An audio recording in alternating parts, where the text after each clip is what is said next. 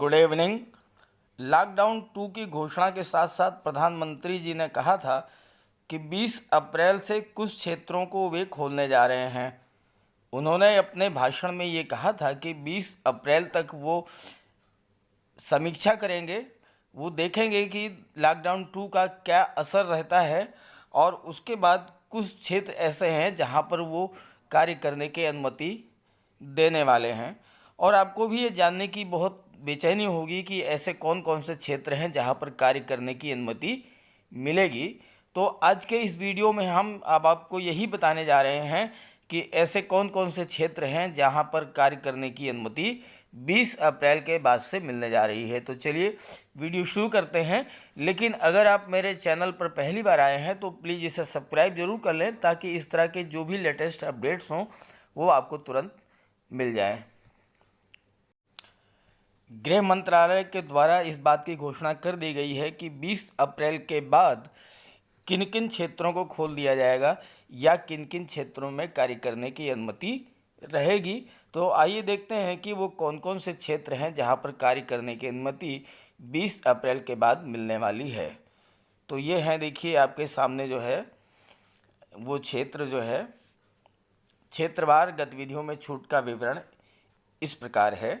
खेती से जुड़ी सभी गतिविधियां चालू रहेंगी और किसानों कृषि मजदूरी को हार्वेस्टिंग से जुड़ी कार्य करने की छूट रहेगी।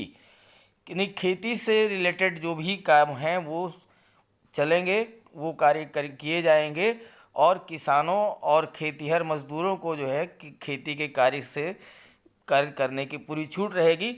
बस ये ध्यान रखा जाएगा कि सोशल डिस्टेंसिंग का पालन किया जाए। कृषि उपकरणों की दुकानें, उनकी मरम्मत और स्पेयर पार्ट्स की दुकानें भी खुली रहेंगी। ऐसे ही खाद और बीज की दुकानें खुली रहेंगी। कीटनाशकों के निर्माण और वितरण की गतिविधियां भी चालू रहेंगी। फसल कटाई से जुड़ी मशीनें एक राज्य से दूसरे राज्य में ले जाने पर कोई रोक नहीं होगी। मछली पालन से जुड़ी गतिविधियां और परिवहन चालू रहेंगे। दूध और दुग्ध उत्पादन केंद्र खुले रहेंगे और इनकी आपूर्ति जारी रहेगी।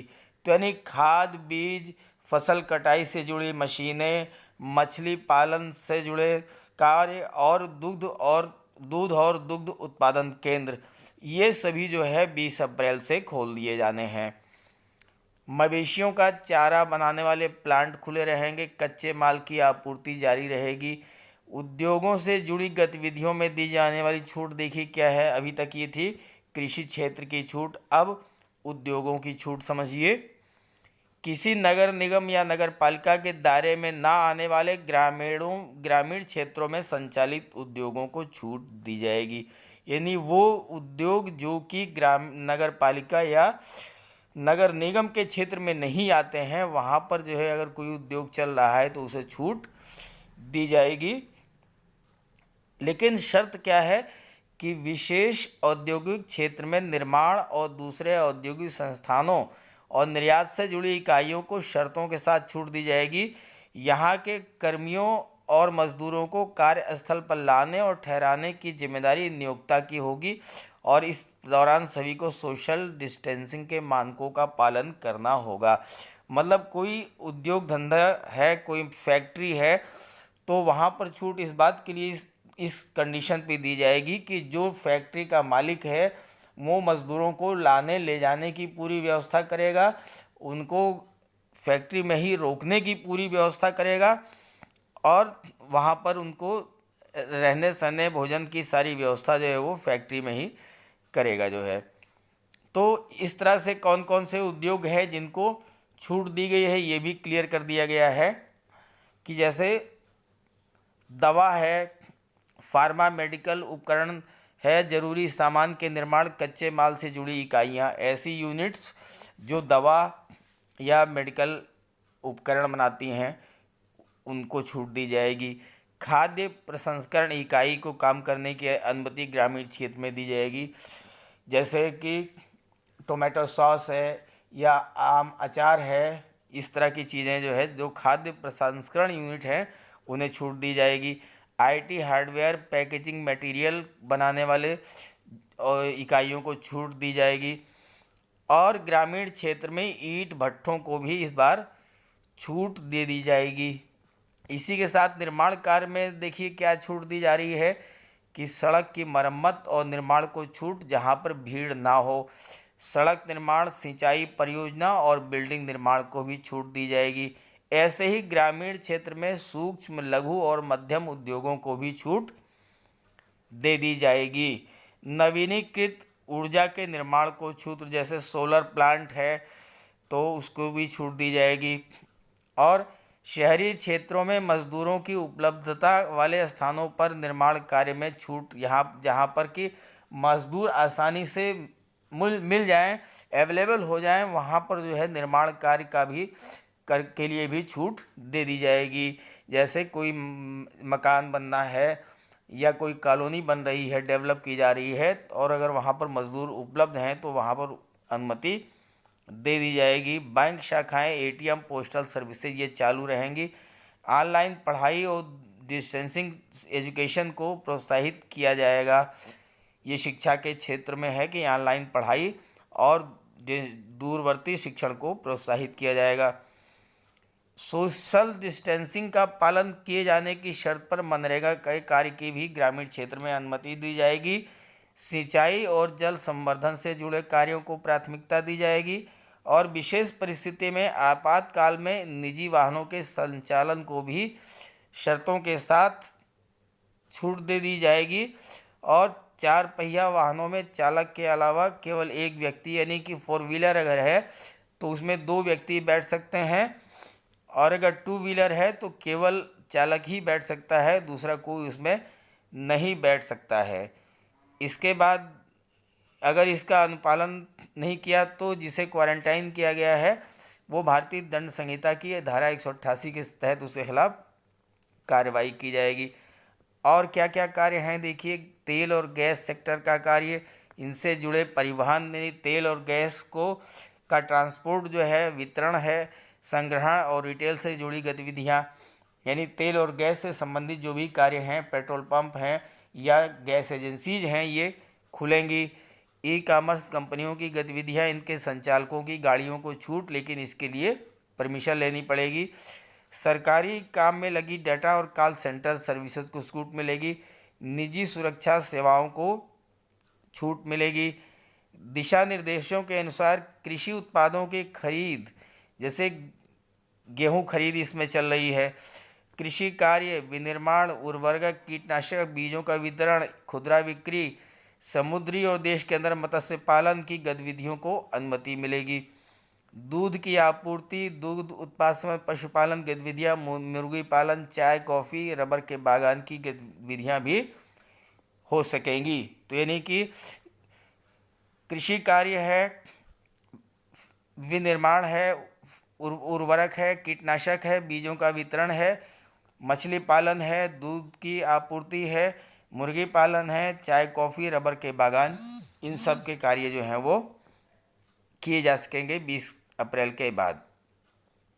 और इसके साथ साथ और भी कार्य हैं कि ग्रामीण क्षेत्रों में कार्य करने उद्योग, जैसे ग्रामीण क्षेत्रों में सड़कों का निर्माण, सिंचाई परियोजनाएं, भवन और औद्योगिक परियोजनाओं का निर्माण, सिंचाई जल संरक्षण कार्यों को प्राथमिकता देते हुए मनरेगा के कार्य, ग्रामीण सर्विस CSC के संचालन की अनुमति भी दी गई है।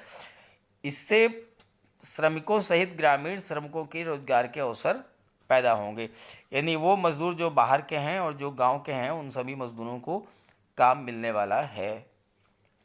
इसके बाद और भी है कि विशेष आर्थिक क्षेत्र, निर्यात आधारित आर्थिक क्षेत्र, औद्योगिक संपदा, औद्योगिक टाउनशिप में नियंत्रण के साथ निर्माण और औद्योगिक प्रस्थानों के की अनुमति दी गई है।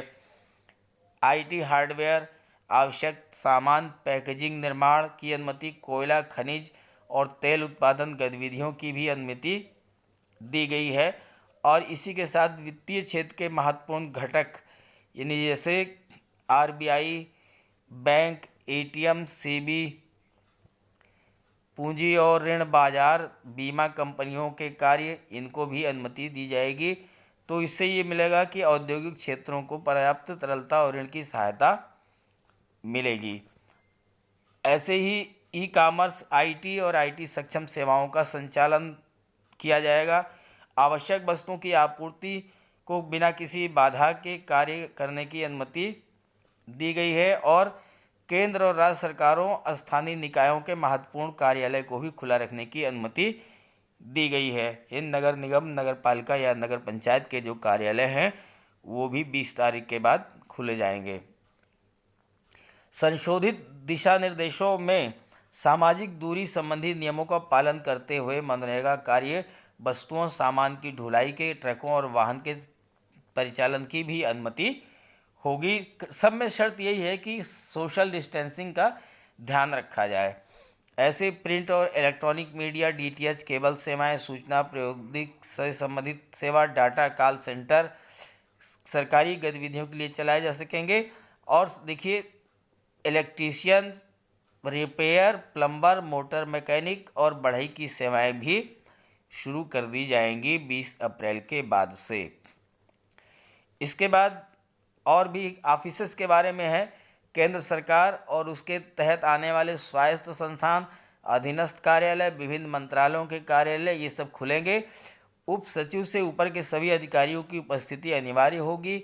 राज्य सरकारों और केंद्र शासित प्रदेशों, स्थानीय निकायों के कार्यालय भी खुलेंगे। केंद्रीय स्वास्थ्य मंत्रालय के निर्देशों के तहत चिन्हित व्यक्तियों के लिए क्वारंटाइन की अवधि अनिवार्य होगी इसका उल्लंघन करने वालों के खिलाफ का। तो इस तरह से ये है कि केंद्र सरकार और उसके तहत आने वाले जो संस्थान हैं, उनके कार्यालय हैं, विभिन्न मंत्रालय हैं, राज्य सरकार और केंद्र शासित प्रदेशों के जो कार्यालय हैं वो भी खुले रहेंगे और उनमें भी सोशल डिस्टेंसिंग का पालन करते हुए कार्य किए जाने की अनुमति जो है वो दी गई है।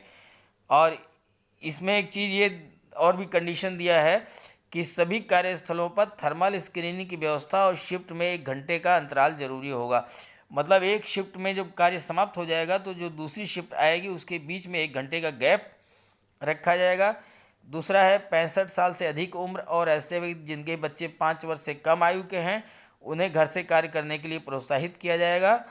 और सभी कर्मचारी और निजी आरोग्य सेतु ऐप का इस्तेमाल करना चाहिए। सभी कर्मचारियों को आरोग्य सेतु ऐप का इस्तेमाल करना चाहिए और कार्यस्थलों पर साफ सफाई का भी ध्यान रखा जाएगा।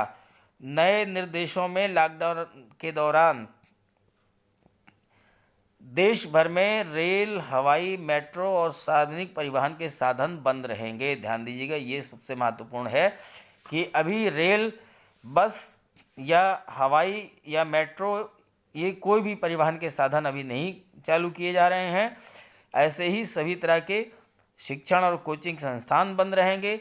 टैक्सी, ऑटो, साइकिल, रिक्शा और कैब सेवाएं बंद रहेंगी। Cinema hall, mall, shopping complex, gym, खेल परिसर, तैराकी पूल, मनोरंजन पार्क, बार, थिएटर भी पहले की तरह बंद रहेंगे। तो ये थे उन कार्यों की सूची, उन संस्थानों की सूची जहां जो कि 20 अप्रैल के बाद खोल दिए जाएंगे।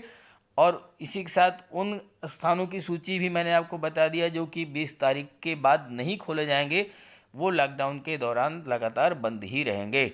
तो ये थी आवश्यक सूचना, आवश्यक जानकारी जो आप तक पहुंचानी थी। वीडियो अच्छा लगे तो इसे लाइक करके अपने ग्रुप्स में सभी को शेयर कर दीजिएगा और मेरे चैनल को सब्सक्राइब कर लीजिएगा। Okay, thank you.